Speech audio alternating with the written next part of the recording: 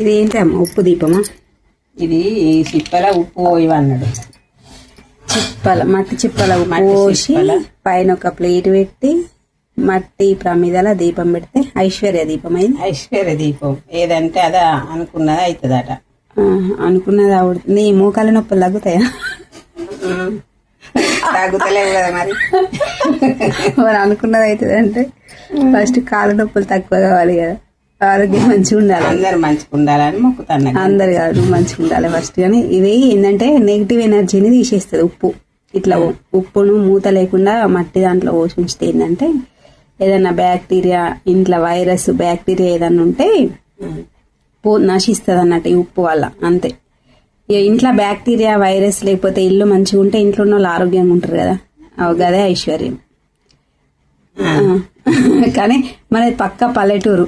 పల్లెటూరులోకి ఇవన్నీ ఎందుకు, ఇంటి చుట్టూ తులసి మొక్కలు నాటితే సరిపోతుంది. మట్టి అది నేను పెద్ద ఫోన్ ఇచ్చిర్రు కదా, రోజు చూస్తా ఉంటే అన్ని చెప్తారు వీడియో కాల్ మాట్లాడతావు, మనవరంలో అమెరికాలో ఉన్న వాళ్ళని చూస్తావు అని వీడియో స్మార్ట్ ఫోన్ ఇస్తే నువ్వు అన్న యూట్యూబ్ లో చూస్తున్నావు. అయితే యూట్యూబ్ లో చూస్తే ఇట్లా చెప్తున్నారా? ఇవి అపార్ట్మెంట్లు ఉండేటోళ్ళకు, మన పల్లెటూళ్ళు ఉండేటోళ్ళకి కదా. అపార్ట్మెంట్లు ఉండేటోళ్ళకు మట్టి ఉండదు, చుట్టూ నేల ఉండదు, చెట్లను మొక్కలు మించుకుందాం అంటే అందుకే వాళ్ళు ఇట్లా పెట్టుకుంటారు.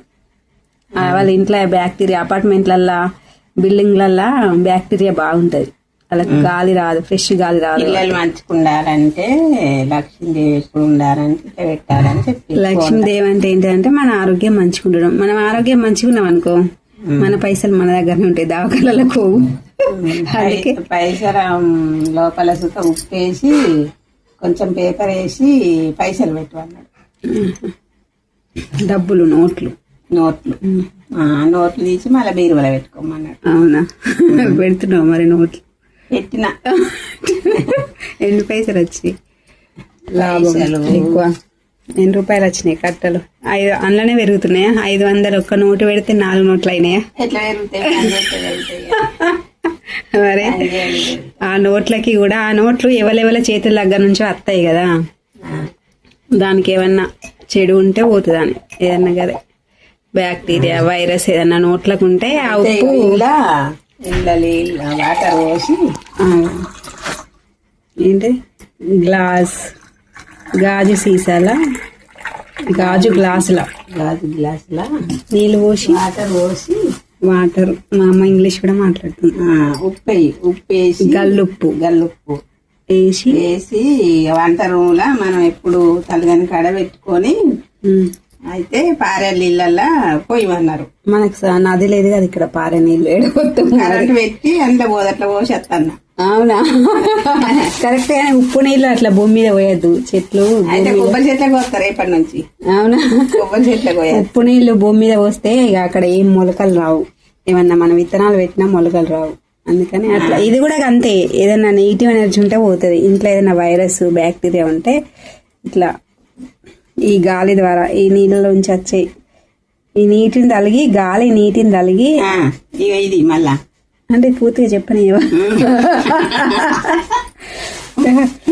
ఈ గాలి నీటిని తలిగినప్పుడు ఆ గాలి ప్యూరిఫై అవుతుంది అన్నట్టు, ఫిల్టర్ అవుతుంది. ఆ గాలిని మనం పీల్చుకుంటే మన ఆరోగ్యానికి మంచిది అంతే. కానీ మన పల్లెటూరులో ఉన్న వాళ్ళకి ఇవన్నీ అవసరం లేదు. నువ్వు స్మార్ట్ ఫోన్ చూసుకుంటా ఇవన్నీ చేయకు, ఉప్పు అంతా ఖరాబ్ చేస్తాను. రోజు గంత ఉప్పు బయట వారవద్దును. ఉప్పు ఖరాబ్ ఏమో కానీ ఈ భూమి ఖరాబ్ అవుతుంది. ఉప్పు నీళ్ళు భూమి మీద పోయద్దు. ఇంకా ఇదేంటి ఏందో లవంగాలు వేసిన లవంగాలు కూడా వారేసుడు రోజు. పారేసు కాదు, అది ఉంచుకోవచ్చునట 3 నెలల దాకా ఇట్లనే.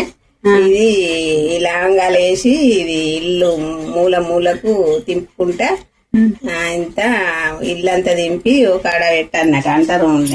లేకుంటే ఈ చెన్నంలో ఈశాన్యంలో పెట్టాను. దిష్టి తీసురా ఇల్లంతా, ఇంట్లో ఉప్పుల లవంగాలు వేసి మొత్తం దిష్టి తీసి ఇల్లు చుట్టూ ఇంట్లో మొత్తం తిప్పి ఇంట్లో మొత్తం తింపి మూలకు తింటే ఒక కాడ పెట్టు అన్నాడు. పెడితే ఏం జరుగుతుందట? పెడితే మంచిదట. మంచిదని అంటే పెడతారు, కానీ ఇంట్లో మీకు ఏదైనా ఉంటే చెడు ఉంటే పోతుంది, నెగిటివ్ ఎనర్జీ పోతుంది అని చెప్పిండు. ఏమవుతుందని చెప్పిండు. ఏదన్నా జిట్టి పక్కోళ్ళది అట్లా దిష్టి కాదు, మన ఇంట్లో ఏదన్నా ఇల్లు శుభ్రంగా ఉంచుకుంటే అయిపోతుంది, ఇవన్నీ పెట్టకుండా ఏం కాదు. ఇంట్లో ఏదన్నా వైరస్ ఉంటే పోతుంది అంతే. ఉప్పు వల్ల కానీ ఉప్పు అంతా అట్లా బయట వారవై కొల్ల చిట్టి కొంచెం వెయ్యి బాగా చిట్టి ఉంటే పోతుంది, మంచి జరుగుతుంది అని చెప్పింది అన్నట్టు ఫోన్లో. మీ అసొంటోళ్ళను దృష్టిలో పెట్టుకొని వాళ్ళు ఇవన్నీ చెప్తారు. చెప్తారా?